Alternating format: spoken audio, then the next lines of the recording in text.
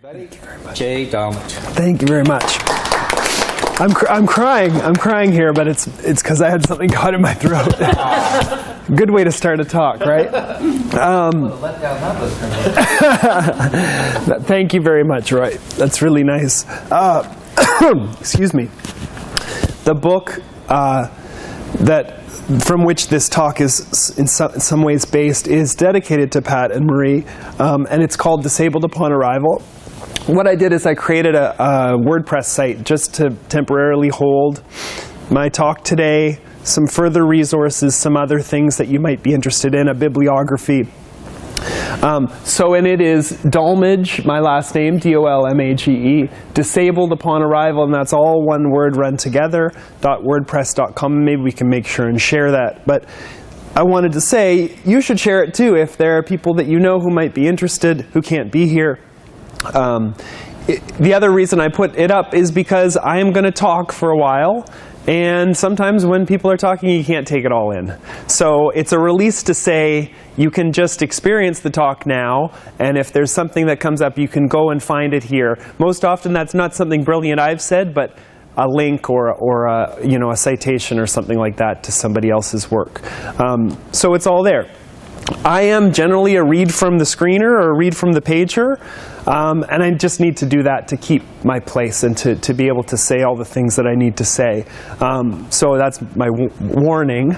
I do want to start by giving a territorial acknowledgement that the land on which we are gathered today is the traditional and unceded territory of the Algonquin peoples.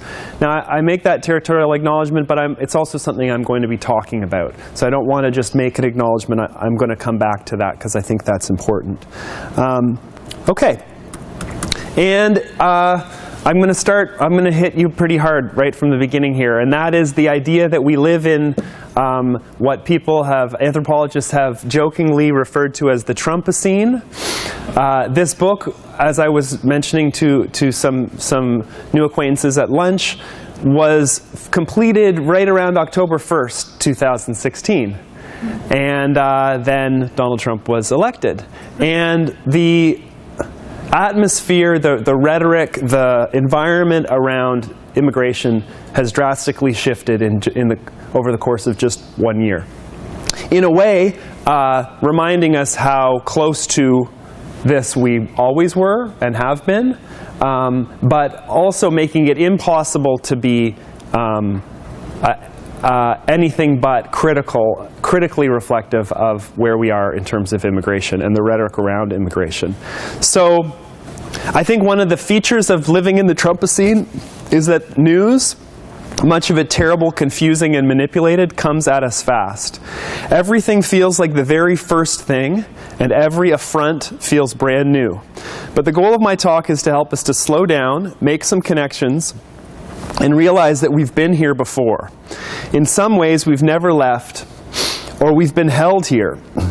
I say that not to diminish the urgency of where we find ourselves in an era that future historians and anthropologists could very likely define by its xenophobia, its panic about immigration, and its racism. We have about an hour, and I thank you for taking the time from your own day to be here. We have an hour to slow things down and find some connections, and then to figure out how this can reshape what we do moving forward together. I'm here to say that immigration bans, unfortunately, are nothing new. So we need to pay attention to the ways that immigration is framed rhetorically. I'll argue that examining the photographers and photographs that captured images of undesired immigrants in Canada and the United States at the turn of the 20th century, we can begin to understand the development of photography itself as a eugenic technology, crucial to our evolving understanding of disability in North America. We can also refigure the engagement with visual culture that's developing in fields such as rhetoric, anthropology, and disability studies, and history. This engagement focuses not just on photographs themselves, but on what we might call the archaeology of photography as a technology, on its surfaces of emergence, its modes of reproduction and circulation, and on the ways that disability is revealed or ignored in archives. This approach then offers tools for interpretation and investigation that might be taken up by others and applied across eras and across images, as well as across disciplines. So, in late January 2017, Donald Trump signed a series of executive orders aimed at immigration restriction. An order to build a border wall, a temporary ban on immigrants and refugees from specific Muslim nations, a focus on, quote, saving the religious minorities within these countries, meaning Christians. The executive orders may not have any legal enforceability. Currently, they're in states of legal suspension, but intermittent application. Or they may prove to be tremendously effective legally and politically. But unfortunately, they certainly have already had a very powerful rhetorical effect. And I hope I can show why and how a little bit. Such bans or shutdowns will mean that immigrants and refugees cannot land in North America. It means that there will be deportations and interminable lengthening detentions. But it also means that these bodies, their beliefs and behaviors, become the subject of a very public process of stigmatization. This process, I'm going to show, has been an ongoing one. It's a process shaped by, but also a process that has shaped visual culture and its technologies. So I mentioned the word eugenics, and I'll do a little defining here.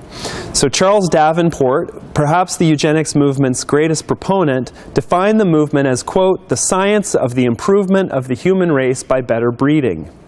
Disability studies scholars David Mitchell and Sharon Snyder define eugenics as, and this is a mouthful, quote, the hegemonic formation of exclusionary practices based on scientific formulas of deviancy. Nancy Ordover notes that in the early 20th century, quote, eugenics gave racism and nationalism substance by bringing to bear the rationalizing technologies of the day. What eugenics reveals is that race and disability are in part rhetorical constructions or inventions with very real material effects.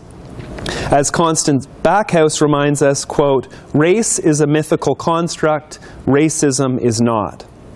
Much of the time, as I will show, the ways that eugenics constructs race and disability, often together, can seem ridiculous, exemplary of very bad science. But the impacts of these constructions, which some theorists may wish to reject, are violent material effects that the historian and the rhetorician can't ignore. There are two specific quotes about eugenics that I find I've returned to throughout my work. And one is from a Canadian eugenicist named Angus MacLaren. And what Angus MacLaren is a Canadian historian writing about eugenics in Canada. Excuse me. He's writing about people like C.K. Clark. He's writing about prominent Canadian eugenicists at the turn of the 20th century. And what he says is that for those folks, their final chief success was not necessarily a dramatic increase in restriction and deportation focused on specific groups of immigrants, though eugenic rhetoric allowed that to happen. Instead, the chief success was, quote, in popularizing biological arguments. Anne Francis Galton, the founder of eugenics, wrote in his 1909 Chapters in Eugenics, the first goal of eugenics is simply to get people to understand its rhetoric. And quote, then let its principles work into the heart of the nation, who will gradually give practical effect to them in ways that we may not wholly foresee. So the idea is you give the seed of eugenic thought to people and they will implement it in ways that you could not predict, which is scary and proved true. So these popular biological arguments and their unforeseen and widespread ongoing effects are the subject of this talk. So let me pause here just to underline this way of viewing eugenics. It's not just a series of policies or acts, really. It's a rhetoric. And when you give it to people, they run with it. In what follows, I'll look back at photographs that were taken at Ellis Island and Canada's Pier 21 in the very early part of the 20th century. I develop what I call a rhetorical history of the visual, in the ways that Cara Finnegan suggests such a project, quote, relies upon critiques of vision and visuality to illuminate the complex dynamics of power and knowledge at play in and around images. I suggest that we recognize a particular group or album of photographs as emblematic of an important rhetorical moment, the emergence of the North American eugenics movement. I suggest that we comprehend these photos as charts of important rhetorical spaces, Ellis Island, and in this talk, mainly Pier 21. And I argue that we should view these photographs as the products of a technology, photography, that was creating a new archive and index for the sorting and classification of human bodies in this era. In these ways, I'll finally argue that immigration stations and the photographs taken there help to actually frame and develop both race and disability contingently. Okay, so theoretically, there's some things I can kind of skip here, but in developing a kind of rhetorical take on photographs, part of what that asks you to do is to say, where do they show up? What kinds of arguments do they get attached to and allied with? How do they get circulated and recirculated? There's a whole chapter of the book that's based on a history that I did with a series of photographs that were taken by an immigration agent at Ellis Island. On the site here I have a link to that, and it's this piece here, Disabled Upon Arrival, the Rhetorical Construction of Disability and Race at Ellis Island. There was a man named Augustus Sherman who was a clerk at Ellis Island, and he was also a photographer. And he basically used to say, bring me everyone who looks strange. And he could photograph those folks because at that point in time the technology took a long time. So he could really only photograph people who were without a country, who were being detained, about to be deported, had been rejected. And so he took pictures of the most exotic people that he could. And these pictures were used as part of training. So immigration agents were shown these pictures as ways of identifying the types of people who could not be admitted. Is that going to work? Maybe that'll come back. But they also got circulated and recirculated through venues like National Geographic. They were given as what were called cartes de visite, which were very popular, kind of like postcards, things that people would collect. And in a way, what they did was they held up the idea of the border as being eugenically selective. These people can't get in. So the paper is there. If you're interested more in that American history, that piece is there. The thing that's interesting is that in Canada, it was nowhere near that organized. Canadian immigration, as Roy was mentioning earlier, most of it took place at what was actually called Shed 21, because it literally was a shed. And there's lots of stories, if you go through the archives, of immigrants just showing up on trains and not even going through the immigration station at all, right? So this idea of it being, you know, I call Ellis Island in the turn of the 20th century was like a mixture of like Henry Ford and Jeremy Bentham. It was like a panopticon and an assembly line, and it was very rigid, right? With the idea being that everyone who came in there, maybe especially the people who weren't rejected, would be imbued with this sense of a way of seeing themselves as potentially disabled or potentially racialized, potentially rejectable, right? It had a kind of monolithic spectacularness to it. And Pier 21 was nothing like that. And nobody liked working there. They're always complaining about it. It was not satisfactory. It was altogether unsatisfactory is how it was described.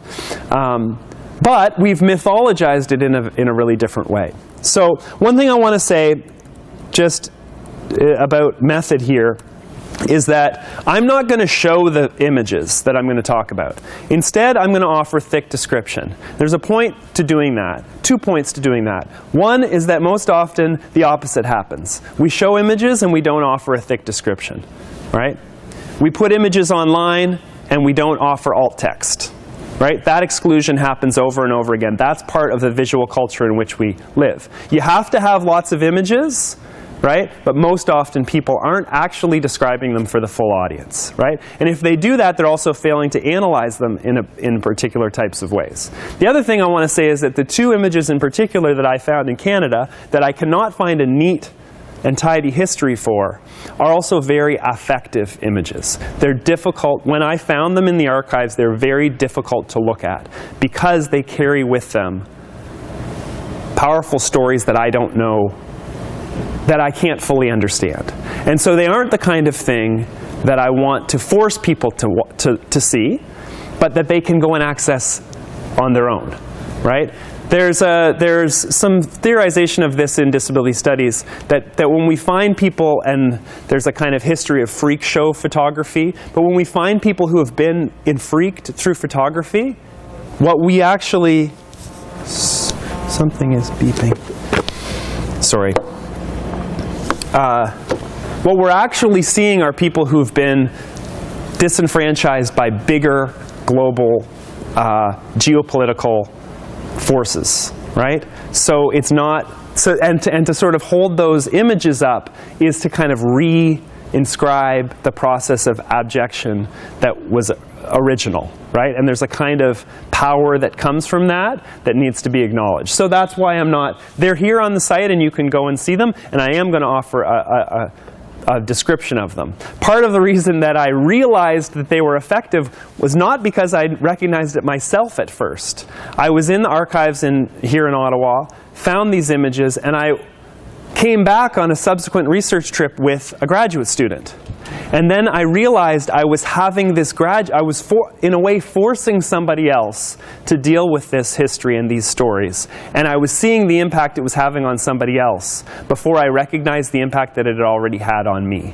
And that's part of sometimes the work of being a historian. You can get into the kind of search for things and forget the actual emotional impact of doing it. Okay, so, all right. Back to my argument. So, sorry, give me 1 second. I talked a little bit about Augustus Sherman at Ellis Island, but I'll tell you a little bit more about this. Part of the reason of bringing that up is that people, aside from, there's lots of other people who have studied the construction of race in that period, early 20th century. So people like Matthew Fry Jacobson have written that in that era, there was a concept of what he calls variegated whiteness. It was important to be able to mark ethnic others, even if they may have been previously understood as white, as now somehow not authentically or fully white. He explains that, quote, the salient feature of whiteness before this era had been its powerful political and cultural contrast to non-whiteness. Yet artifacts like Sherman's photographs reveal how, quote, its internal divisions, too, took on a new and pressing significance.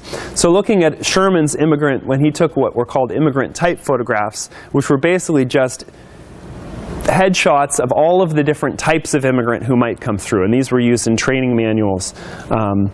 But the point of those photographs, it's not just that there's a harmless cataloging of race that's at work. The photographs provide evidence of a much larger project of racial division.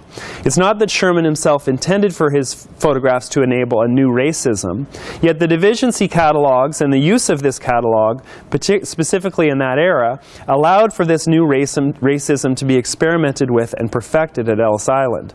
For instance, Jewish peoples from varying backgrounds and geographies became Jews. Then they became Russian Jews. Then they also became, as Ellis Island Dr. J.G. Wilson wrote in 1908, quote, a highly inbred and psychopathically inclined race whose defects are, quote, almost entirely due to heredity. So I said, this is bad science. It's terrible science, right? But this is some of what was happening. And it was the photographs. So the photographs, Sherman's photographs, get picked up and used by a series of different religions. There are famous books at that time. There's a book called Aliens or Americans, ? Right? And the point of the book is to help people figure out who's alien and who's American.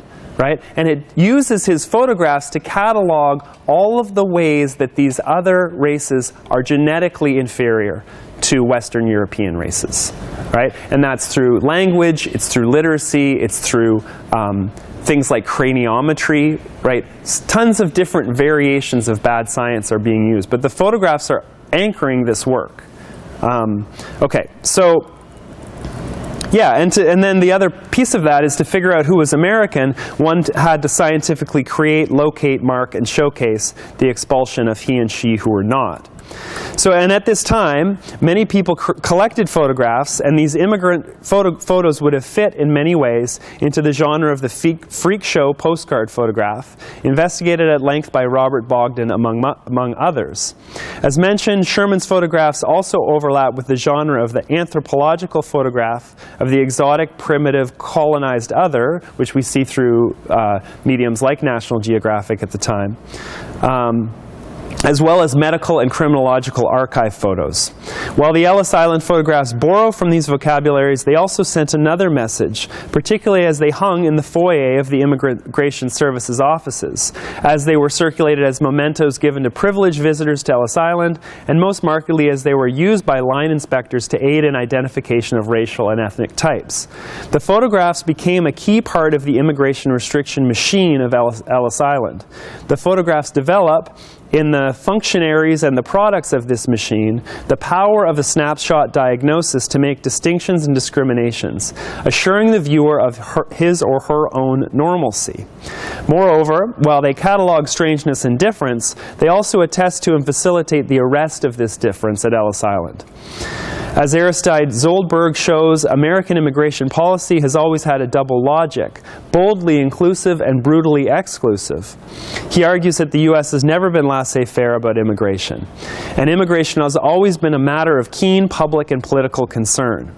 As the public has shaped immigration, so has immigration shaped the public. We need to look no further than current American political rhetoric about building a wall between the U.S. and Mexico to understand this power. Sherman's photos may not be used to guard the borders any longer, but they must be read against the construction of new immigrant threats from south of the border, Syria, and other predominantly Muslim countries, and a range of other locations, all framed as alien. So, that's the American context. And for many years now, I've been doing archival research looking at the ways that disability was constructed through these immigration processes, practices, discourses, artifacts, images, and technologies. We know that this work requires a lot of effort and diligence because, as I've written elsewhere, disability has largely been ignored, submerged, and overwritten throughout history and throughout the historical record. When you begin to look, you can find it everywhere, right? But it's not canonized as being at the center. My research on immigration in the Canadian context has been much more difficult than research in the American context. While at Ellis Island it was relatively easy to discover the ways that anti-immigration activists and nascent eugenicists influenced the immigration process, to sense how and where new forms of racial knowledge fuse disability and race, using Ellis Island as a space for experimentation, Pier 21 or Shed 21 offered at once a much more messy and a much more spare history. My hypothesis is that Pier 2 and Pier 21 also functioned eugenically. I've certainly found discursive evidence to this effect. But the major impediment I found, and it's an impediment that many disability scholars have also encountered, is that disability is difficult to locate in canonized histories, but also in archives. Archives in Canada and elsewhere have been destroyed and continue to be lessened by austerity measures. Further, archives themselves are tremendously inaccessible spaces. Moreover, in an era of alternative facts, these archives become even more endangered. When a president needs to manipulate images to alter the reality of his own inauguration on his very first day in office, it becomes clear that protecting images of the past will be difficult and crucially important work. But then, poring through boxes of archival materials, I discovered an image of a young man sitting on a gurney, likely in the Pier 2 infirmary in Halifax. The photo is labeled, quote, "deformed idiot to be deported." The photograph was most likely taken by John Woodruff, the government photographer for the department responsible for immigration at this time. He had been commissioned to document the immigration process for purposes of promotion, and I'll talk more about that promotion soon. So the image, which you can access yourself on the accompanying website, depicts a young man sitting upright on a medical gurney with his legs out in front of him. He's wearing a suit with a vest, a white shirt, and no tie. His pant legs are pulled up and his feet are bare, and they're in the foreground of the photograph, resting on a pillow, slightly blurred. The toes seem to point towards one another and his feet are misshapen. He has black bands around both calves, perhaps garters, suggesting that his socks and shoes have been removed. The young man has short cropped hair and looks directly into the camera. A tag is pinned onto the lapel of his jacket with the letter X written on it. If he used mobility aids, they're not in the frame. Excuse me. When I found this image in an album of photographs, I could easily classify and recognize it according to those rhetorics and grammars of disability studies, placing it within these other archives. I could also easily classify and recognize it according to the images of disability from Augustus Sherman's archive. Like this image, this one utilized what I've called faciality, the move to locate mental deficiency in the face and body of the immigrant. Indeed, even the X written on the piece of paper on the lapel of his jacket seems to connote the same thing that such markings did at Ellis Island, where defective individuals were marked and indexed with codes, letters written on the lapels of their jackets in chalk. Though, of course, I could find no further evidence that Canadian inspectors ever used such codes.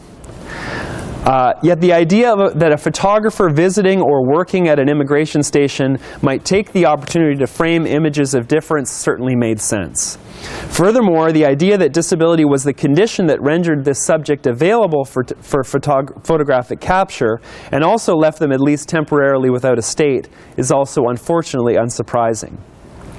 Tanya Tichkowski and Rod Michalko have argued that people with disabilities are often viewed as, quote, drawing out the intentions of an environment via the limits it inscribes on their lives and bodies. The deformed idiot photograph can be understood not just as reproducing and perhaps sensationalizing the image of disability, but we can also trace the exclusive intentions of Canadian immigration policy and practice, and the exclusive space of the peer across this body. The photograph not only documents what happened in this cultural location, but photography was a key technology doing its eugenic work. In this case, we can imagine that disability deposited this young man in the infirmary, even though there's no evidence that he needed treatment of any sort. I'll repeat that. There's no evidence that the man needed any treatment. In fact, he was likely further disabled by having mobility devices, his shoes taken off, etc. His stay in the infirmary was much more likely to have been for the education of young doctors, many of whom trained at immigration stations early in their careers so that they could broaden their medical experience. The photograph also extended this medical training, in addition to the cultural work it may have been intended to do. When I did find this photograph at Library and Archives Canada, though I could only guess about its uses and context, I was surprised that I couldn't actually discover how such an image was used or circulated at the time of its capture in 1908. Then I found another image that I hoped would provide some context. It wasn't in the same album, though it was likely taken by the same photographer at an immigration station in Quebec in 1910, and filed in an album that was labeled Immigration Views. There's two possible photographers, and they both worked out of the same studio. Their names were John Woodruff and William Topley. It's hard to tell whose work was whose, but both had been commissioned at different points in time by the Canadian government to take pictures across the country, and I'll get back to this a little bit more later. So in any case, there's that connection between the two photographs. This photograph pictured a large group of immigrants, and seemingly the photographer wanted to present a true variety of human difference, all of it having been recently rejected. There are 8 men, 2 women, and 1 child viewable in the image. The young child in the photograph front and center, standing on crutches, presents a particularly powerful and memorable image. The boy wears a small wool cap, a sweater, and a jacket. He has short blonde hair cut straight across his forehead. Wooden crutches appear to prop him up. The crutches seem just slightly too large for him. He wears tall boots, and his left foot appears to be raised just a bit higher than his right. And that image also can be viewed on the website. So like the first image, viewing this young boy just over half the height of the adults around him should spur the audience to imagine what comes next for him. Because he's also set apart from the adults around him, we have to imagine that he's been separated from his family through this deportation. This image has been somewhat widely reproduced, for instance on the cover of Barbara Roberts' very important From Whence They Came, the key Canadian text on the history of immigration restriction. Yet Roberts doesn't actually discuss the image in the book. Ana Maria Carleveras does discuss the photo at some length in her dissertation and provides an interpretation of the symbolism of the image that I think is worth repeating. And these are her words. The crippled boy is centered in the composition and stands apart from the group behind him. He probably has been positioned there by the photographer. Neither the group nor the boy are close enough to the camera to evoke feelings of intimacy from the viewer, but neither are they far enough away not to be recognized. By lessening the personalizing or honorific aspect of the photograph, a distance between the viewer and the subject is constructed. The boy with crutches, so obviously defective, dispassionately gazes back across an infinite gulf of silence. The boy wears the sign of his difference. His body displays the reason for his deportation. The other figures, because they're members of this group, are also defective in some way. Their proximity to the boy is incriminating. Their failure does not announce itself physically, but is implied by association.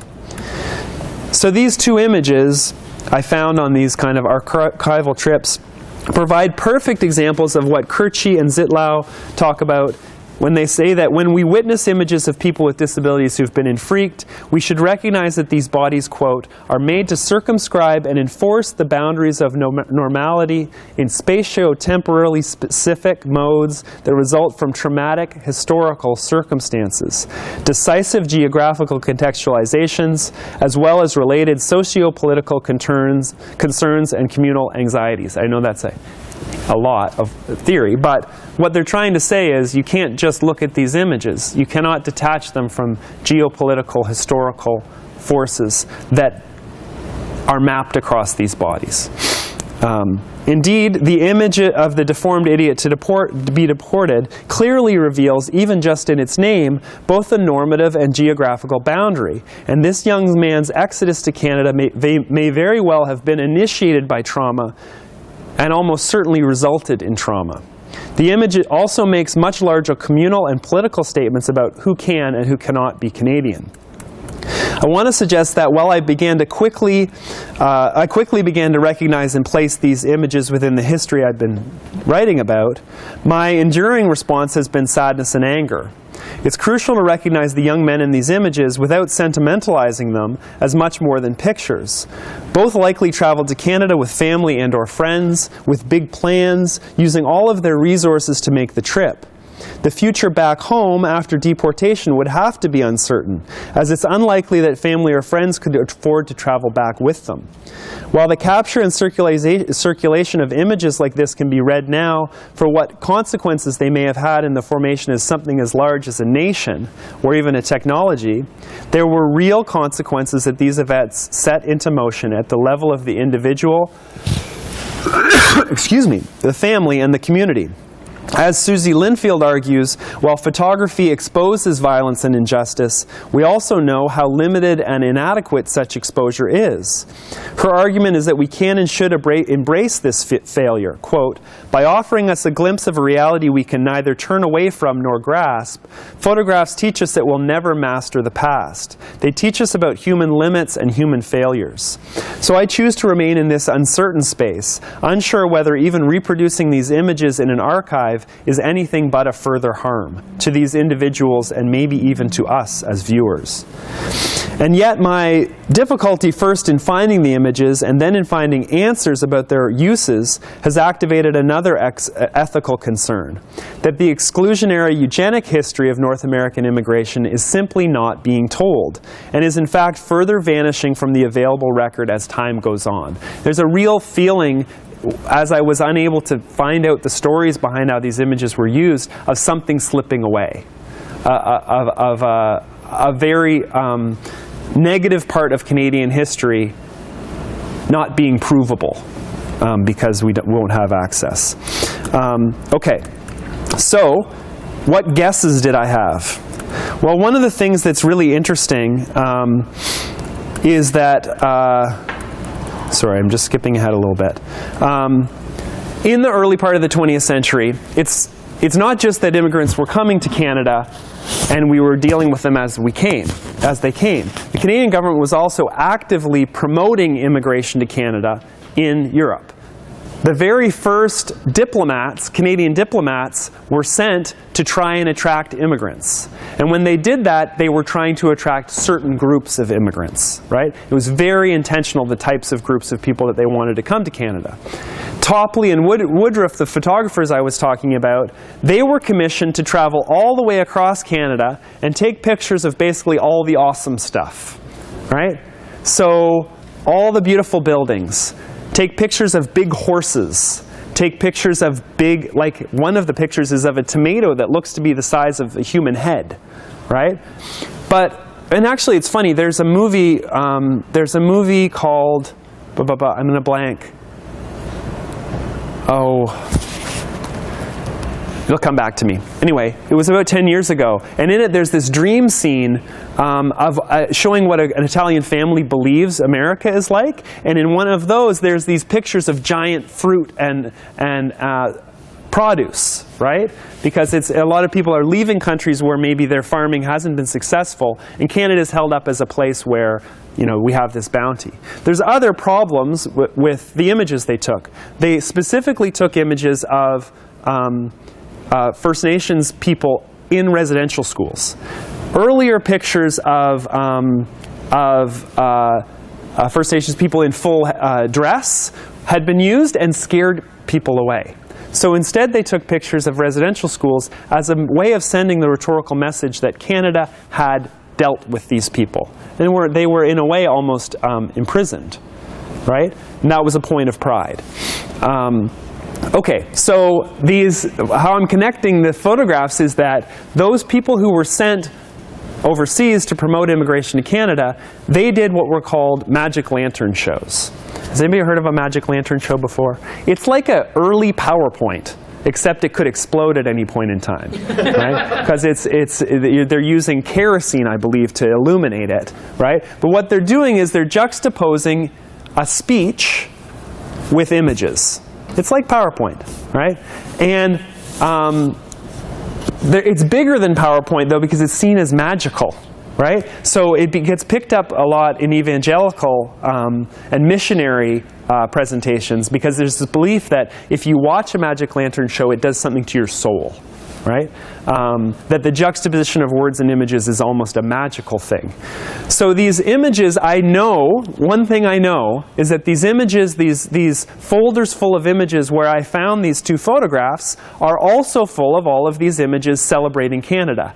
And that those images get turned into slides that get given as part of magic lantern presentations. So I might be in Western Scotland looking for hardy farm workers, right? And what I'm giving is a magic lantern show of all of these images, okay?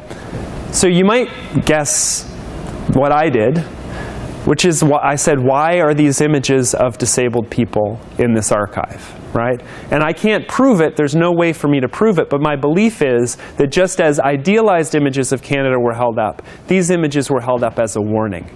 That if you try to come to Canada and you're not of the right stock, you will be rejected. That we have an immigration sieve that works. We have a selective immigration system that works. And if you try and do this, you will be caught. I can't prove it, right? I don't have the notes to that magic lantern show. But it seems to me that having that image in that repertoire of available images, rhetorically, it's a possibility, right? It's one of the possible uses of those images. Okay, so just give me a second here.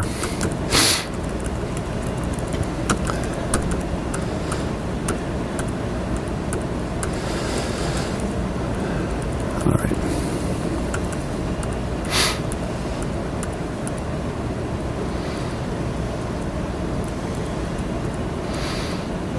Okay. I think as the other piece of this, I'm talking today about a mixture of things. We've been talking all day, and then you've been talking all weekend, and these exhibits have been about the ways that disability and technology and culture work together. And I would want to hold up this as an example, an early example of how a technology like photography, which we think of nowadays as emerging through a wide variety of uses, actually when we go back and trace it, can be traced to things like eugenics, to things like the cataloging of bodies, right? To things like holding up undesirable bodies and constructing groups, right? So I think that then becomes part of the legacy of a technology like photography. We also could talk about a technology like the Magic Lantern show, which is obsolete, right? There are people who have paid thousands and thousands of dollars to buy these slides and try to reproduce Magic Lantern shows, but it's faded from consciousness to a certain degree. Yet I think it's a technology that's crucial to the understanding of disability history. But the point, I think, is that we wouldn't have disability as we understand it today without photography. Disability has been constructed in North America through immigration, and specifically through immigration restriction. And immigration restriction needed photography for this construction. It's also important to say that in the construction of race, and especially of forms of racial otherness that could be excluded, disability was the accent that was added to that kind of grammar of difference, right? And those two things cannot be disentangled from one another. Okay, I think Magic Lantern shows, which were already a form of pedagogy and performance, may have used those images of deportees to train foreign and domestic audiences about undesired difference. Everyone who viewed this slideshow, or the deportation images and what other ways they were reproduced and emerged, could be interpolated with the ability and the imperative to glance at themselves and at others in the manner in which the images and the show had framed difference. Even more importantly, modern eugenic rhetoric, while not as overt as the sentiment in the 20s and 30s, continues to inflect citizenship debates and to shape both disability and race today. As Robert Menzies argues, quote, while the mentally and cognitively afflicted are no longer singled out for prohibition in Canadian law, the code words of dependency and risk have become convenient discursive substitutes for what used to be called lunacy and feeble-mindedness. It's estimated that 2 million Canadian immigrants currently undergo mental and physical examination each year. That number's not right. Sorry. Approximately 4,000 are deported, and this number is, quote, almost certain to include an abundance of people deemed psychiatrically ill or physically unfit. In Canada, I think that was 200,000. Yeah, because we're currently at 250,000 immigrants a year. So I don't know where 2 million came from. I apologize for that. It's a large difference. Exponential difference. In Canada, the excessive demands provision of the current immigration system makes individuals with disabilities inadmissible, and we've talked about this already, if they're expected to be medically or socially expensive, and thereby prevents family unification where when the overseas relative has a disability. This policy, as we've been discussing, is explained away as an economic consideration, but, quote, this is from Judith Mossow, the history and underlying inconsistencies of immigration policy suggests that financial arguments mask a more fundamental stereotype that immigrants with disabilities will not be worthwhile members of Canadian society. A Canadian Council for Refugees report to the UN, written as far back as 2000, quote, highlights a number of ways in which Canadian immigration policies are discriminatory and racist, including policies that directly target certain racialized groups based on profiling, stereotyping, and public annoyance, leading to continuing signs of xenophobia. The impact of such attribution and typing must be interrogated, and a strong public historical recognition of these conditions would seem essential. Better understanding our restrictive past surely wouldn't hinder us in interrogating our restrictive present. Currently, this policy is under review by the federal Liberal government. I don't know how they have very much to consider. It's an overtly ableist policy, an embarrassment to this country, and an international aberration. Finally, for a leader like Trudeau, as much as for a leader like Trump, there must be other reasons, political and rhetorical, for constructing immigrants as such latent or overt threats, as inherently disabled or disabling. Those reasons, I would suggest, are still eugenic. Most likely, we can't know with any authority how the Canadian archival images of immigrants to be deported were used. Very likely, we'll never know what happened to the young man in the photos. At the very most, we can have what Brophy and Hladky call a tenuous beholding of these images, one that wraps the real trauma of rejection for these subjects in our own empathic reactions.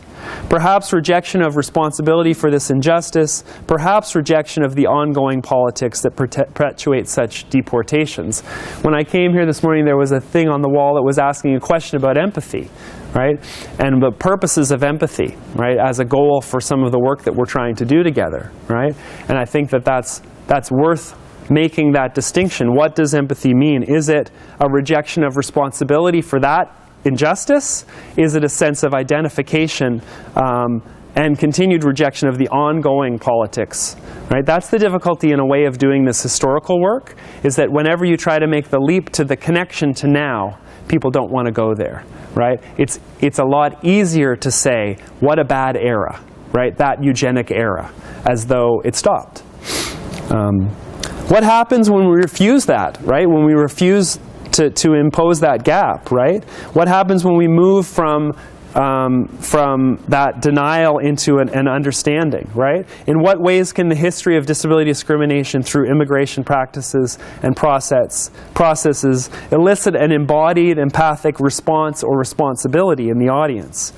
What does it mean that so little of the history of North American immigration comes to consider immigration, for instance, along a violent continuum with the disablement of colonialism? I'd suggest that the ways that borders have been inscribed upon bodies also tells a larger, unfinished geographic story, one that extends much further than the peak immigration era of the earliest 20th century. We know that immigration restriction has always needed to create, construct, and invent disabled bodies, and to denigrate racialized others. Sorry, give me a second.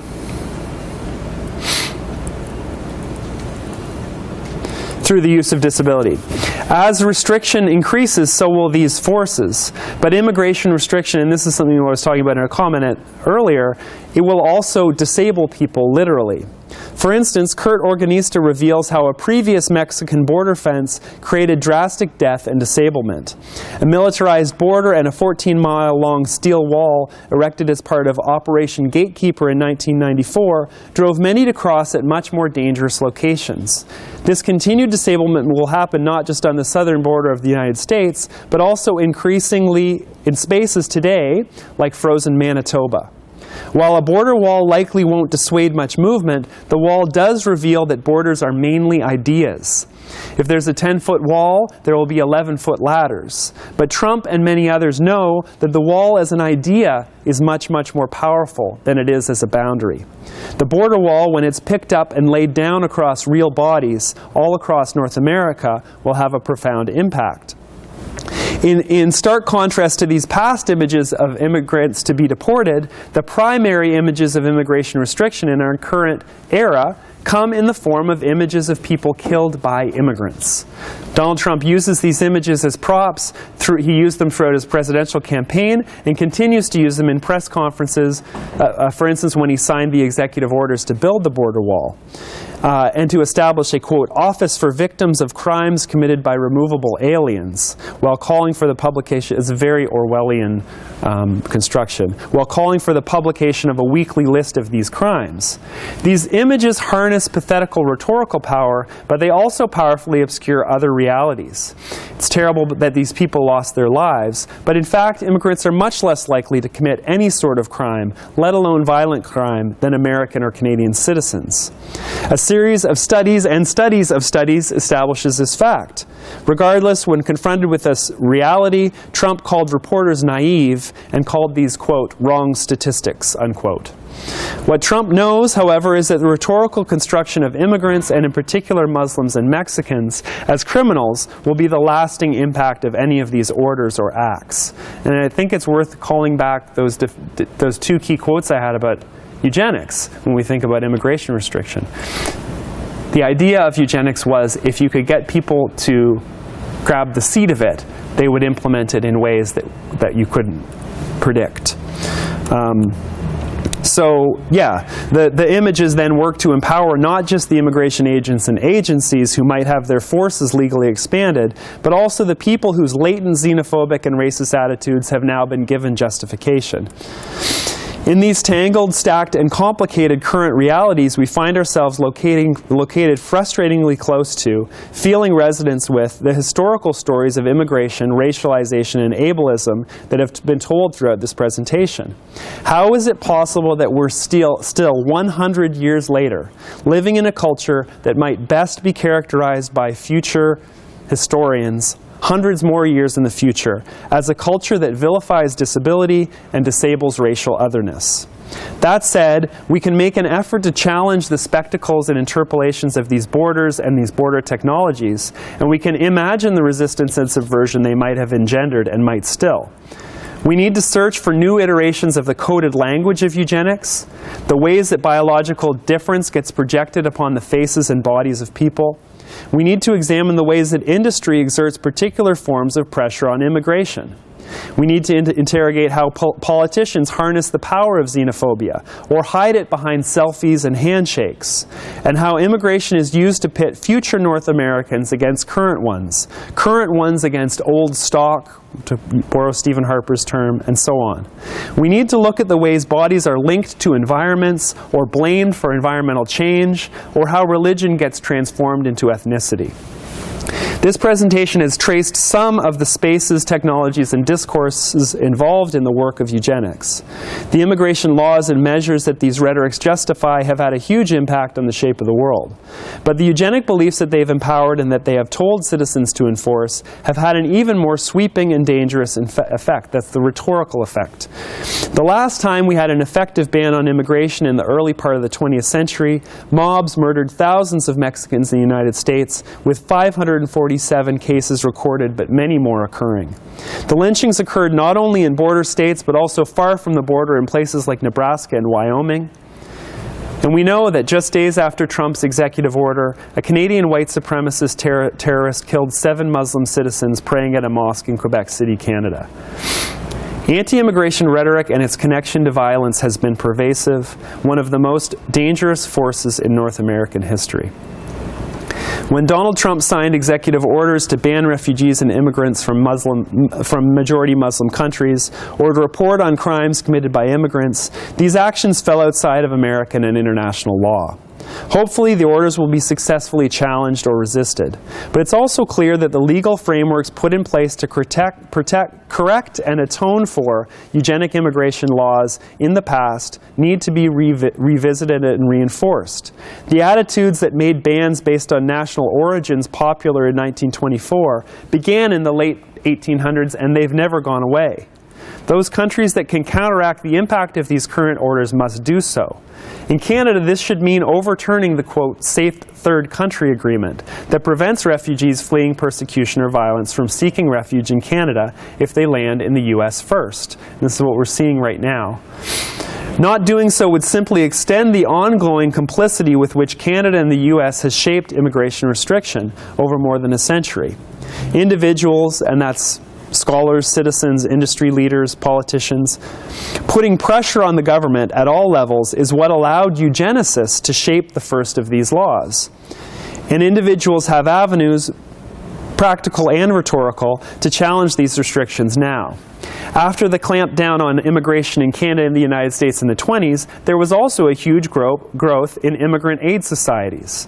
Current international organizations such as No One is Illegal, Solidarity Across Borders, the Council on American Islamic Relations, and Human Rights First lobby, raise money for legal challenges, and protect individuals, often very successfully. Citizens and citizen groups still have work to do to affect change. One thing is certain: we can't continue to tell sanitized and selective stories about immigration and eugenic history. We've been here before. We know that biological and other arguments about immigrants have shaped the continent, often for ill, but sometimes for good. As groups and individuals over time have been disabled upon arrival, these ideas and attitudes have never left. Thank you.